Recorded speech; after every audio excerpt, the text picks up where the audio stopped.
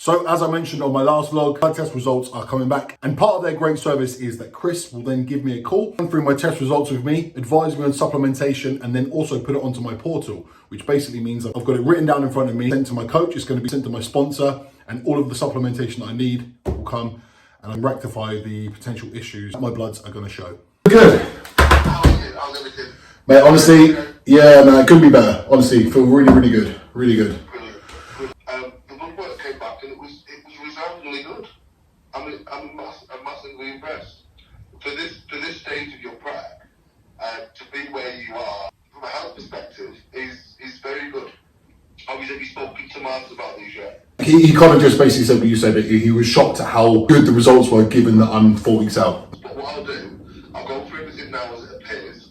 I'll kind of tell you where you're up to with that, and then I've got a couple of supplements that I want to add to your regime. Your hormonal health, for what you were using, is relatively okay. Estradiol is in a nice range, testosterone. Prolactin is well in the range that we would deem okay. I would probably, in respect to that, I would probably still add like P5P in there, because I know obviously you're quite sensitive to gynecomastia. So I'll probably put that in there as a first pot of contact. You always had a good full blood count, to be fair. You've never had any issues surrounding your hemoglobin or your red blood cells. So kidney values. So what we tend to see is with bigger guys, and the guys that are so close to a show, is their creatinine shoots through the roof, and consequently their filtration rate estimation reduces. You're completely the opposite. Thyroid markers, stimulate hormone was fine. T4 was okay. T3 was okay. They're both on the low end of normal, or increased doses of T3 and T4 nearing the end of the silent prep. Cholesterol, I'm not overly surprised. The cholesterol is where it is. To be quite honest, when you're using a lot of orals, or when you're using orals full stop, or any kind of DHT, you're going to have this dysregulation of an enzyme called hepatic lipase, which is the siphoning molecule that your body has to determine what's going to be good cholesterol and what's going to be bad cholesterol. Okay. So with this in mind, supplementation wise, I assume you're currently taking Lipid Max. I am, yes. Are you taking CD Pro Plus? No. Okay, so CD Pro Plus is going to have to go in just for the next couple of weeks. Okay. Yeah. Because your LDL is quite high, 8.61. Yeah. 3 to 3.5 for a bodybuilder near the side of prep is normal. Liver function, again, we come to expect liver function to be elevated during prep. Not overly concerned of where yours is at this moment in time, at 113. It's where I would expect it to be, really. Are you on liver stack at the minute? No. Support max? No. Okay, we need to be putting support max in there. Okay. Liver stack is a bare minimum. Okay, yeah, understood. We need an AC and Tucker in there, full stop. Okay. Considering you're not using that, I'm amazed at where you live with livers at the minute. Okay. Stress health, adrenal markers, your DHA was okay, cortisol was a little bit elevated. We need to be kind of managing cortisol levels. So I want to advise Neuro PM for that. Obviously, as a bodybuilder, you well know that your sleep is one of the most important tools to make sure that you're getting those days at the best possible potential. 100%, mate. Second to this, there is a lot of studies that suggest that high cortisol levels can lead to water retention, and obviously, you get into the latter stages of prep, that's the last thing that you want. Yes, absolutely. No issues at all with your diabetes markers at all.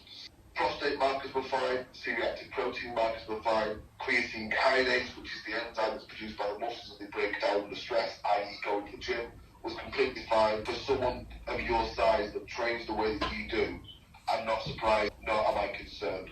Okay, understood.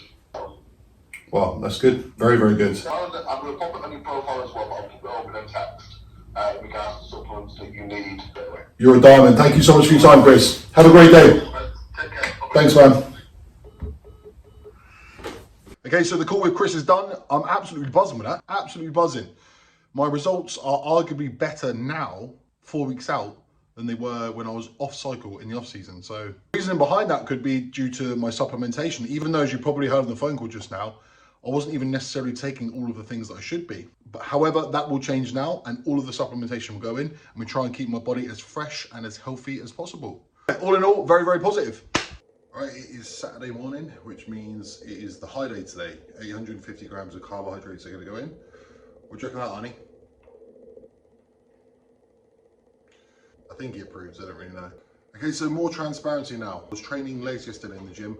Just for the warm-ups, I was doing some Smith squats, which tend to be a little bit nicer on the lower back, ironically. And rep number 2 of set number 2, I tweaked my lower back. And I knew it wasn't going to be great. Ice and hot water bottle last night, and then this morning I've woken up and it's pretty bad.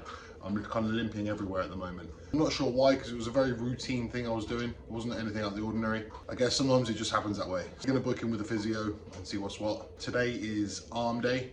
The high day is going in with the arm day. And then also I should be getting my blood results back today. First things first, I'm going to weigh myself before the high day, and then I'll weigh myself afterwards as well, so you can see what the high day did to my body weight.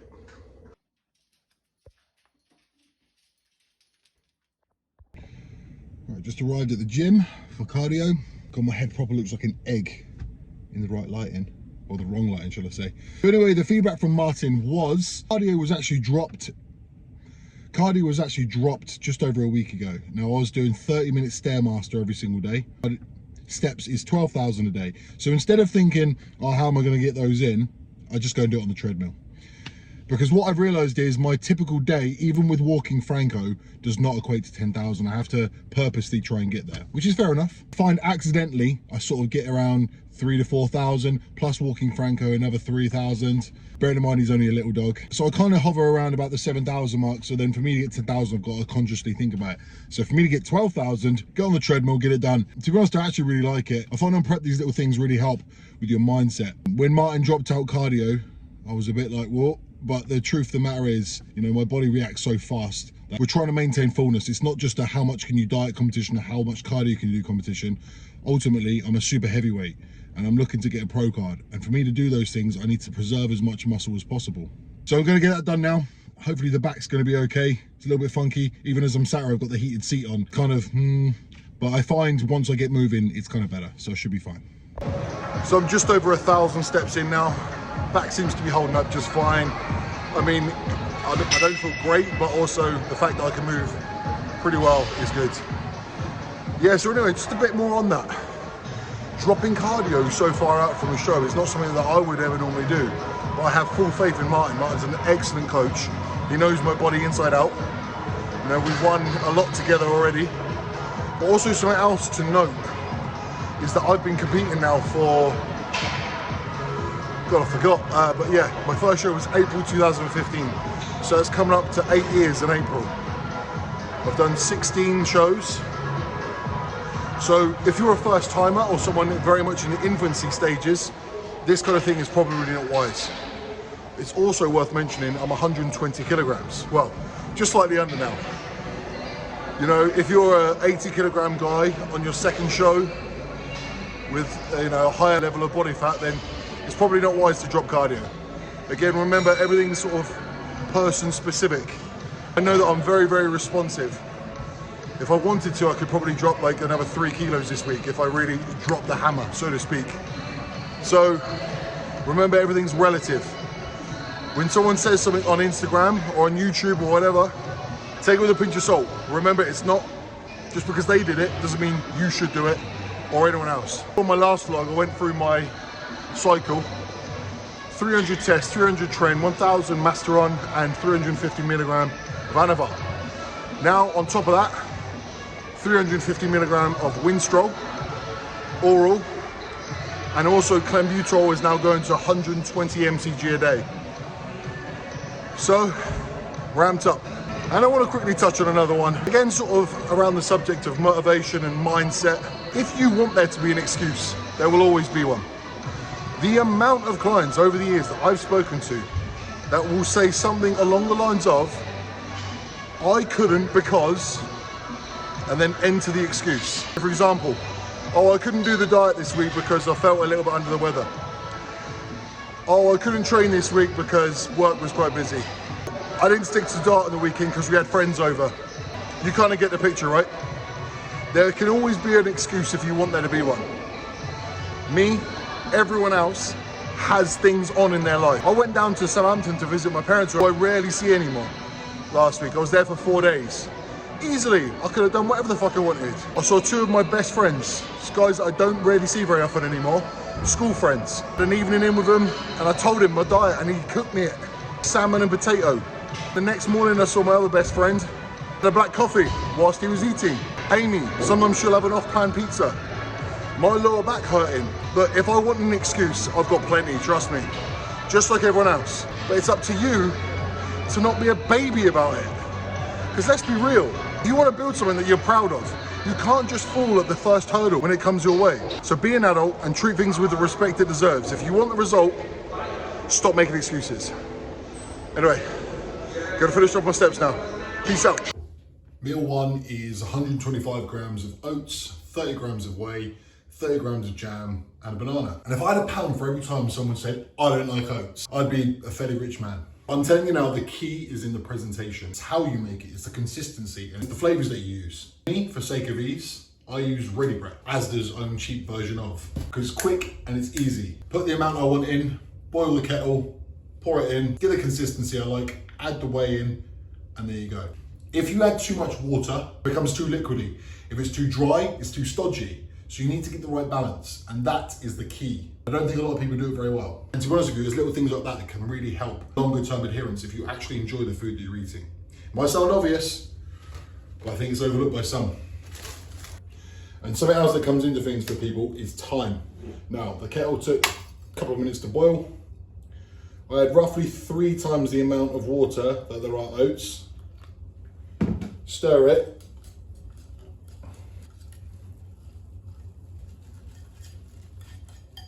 So just add a little bit at a time and get the consistency you like. There's 125 oats and there's 376 milliliters of water.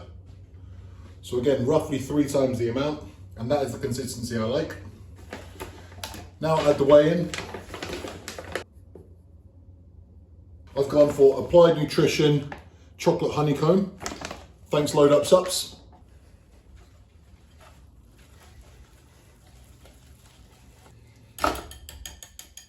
That is the consistency that I like personally. There's also banana and jam. I've gone with apricot jam, which I've never actually had, I don't think. I like apricot and I like jam. So let's give it a go.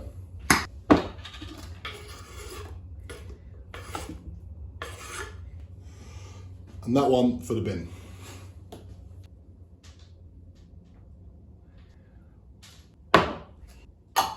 And the calories and macros for this one will be here. Time to enjoy. And the verdict on the apricot jam.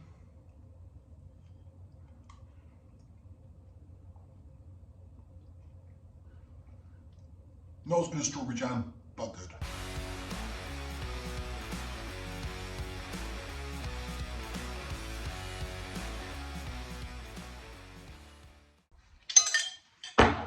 And that is that. 9:37 a.m. Meal one is down. There is 6 meals going in today, 850 grams of carbs. It's a high day. I'll explain later on the reasoning why a high day would be implemented. As I mentioned numerous times, I'm not really someone who's emotionally attached to food. I would personally rather eat low food. So high days aren't necessarily that great for me. I often find that I'm just looking forward to going back low again, which is more than likely the opposite of most people. Anyway, on to the next one.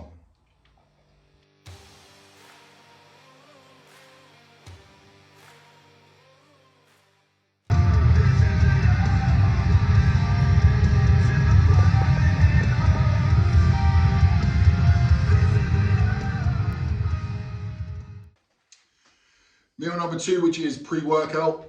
Say hello, Amy. Hey. We are now looking at 12:30, just gone. I have 125 grams of rice with 150 grams of chicken, 100 grams of pineapple, a bagel, and 30 grams of jam.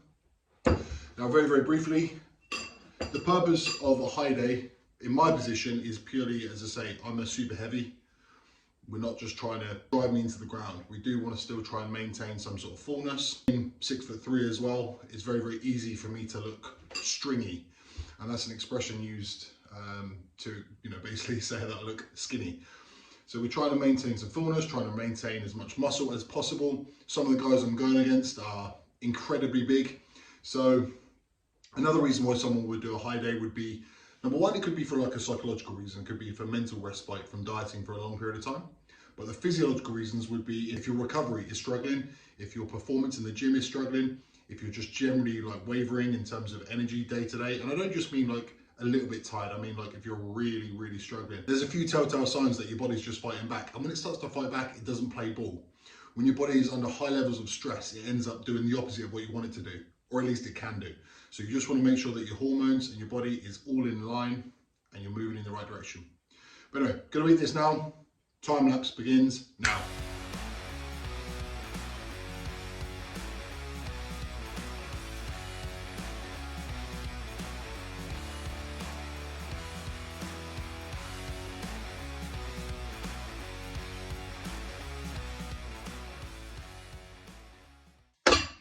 Pre-workout meal number 2 done. Calories and macros for this one are here. And now, time for an arm workout.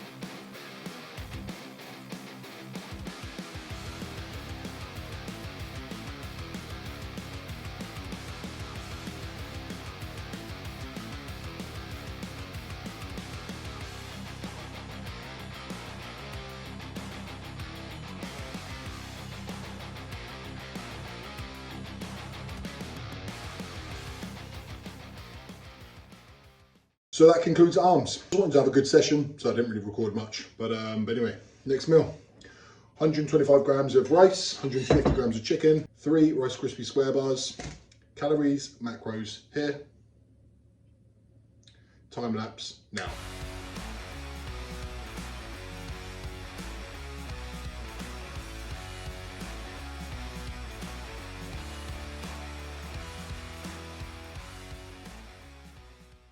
Now, I must be getting leaner because they tasted good.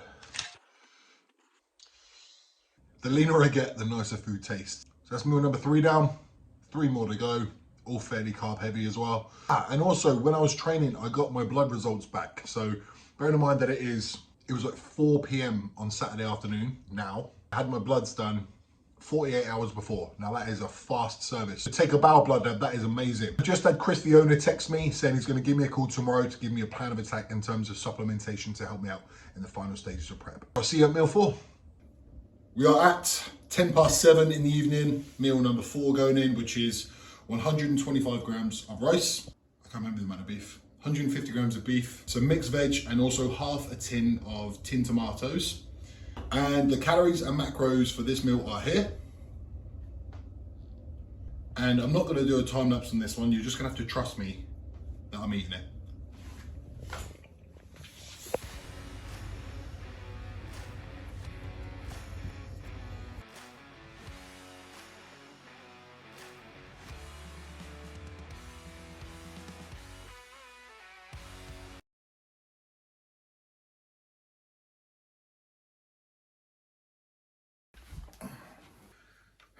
Dog is eyeing it up hard. This is meal number 5. It is 600 grams of potatoes and it is 150 grams of cooked chicken. And the calories and macros are over Amy's face. I don't know if I've done that right. Do we want a time lapse? Let's have a time lapse.